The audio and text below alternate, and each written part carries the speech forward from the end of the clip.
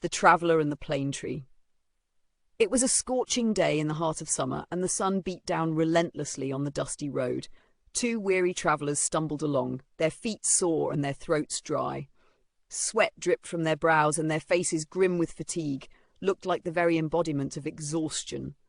But then, as if a miracle had occurred, they saw it. A giant plane tree standing tall beside the road, its wide, lush canopy offering a precious haven from the blistering sun.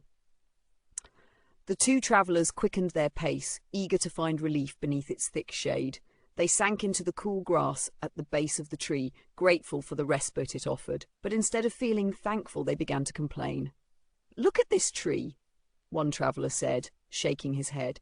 "It offers shade. Yes, but what else does it do? Nothing. It doesn't bear fruit. It doesn't give us anything of value. What good is it, really?" His companion, also weary and disgruntled, nodded in agreement. "I've never understood why people admire these trees. They stand there, taking up space, providing no real benefit to travellers like us. We could have used some food, some water, something useful." The plane tree, though silent, stood firm, its leaves rustling in the breeze, as if it had heard the travellers' complaints. The air around them seemed to grow heavier with their words, but still the tree said nothing. It only continued to offer its shade, waiting patiently for the travellers to realise the truth. The two men, having rested long enough, rose to continue their journey. But as they walked away, one of them paused and glanced back at the tree.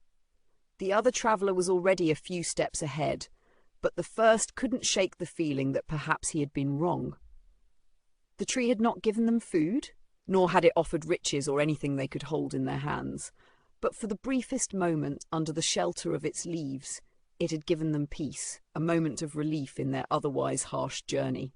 Without it, their suffering would have only worsened. They continued their path, the tree now a distant shadow behind them, but in their hearts, a silent realization began to bloom.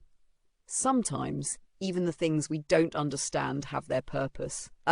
If you enjoyed this story, don't forget to like, share, and subscribe to help the channel grow.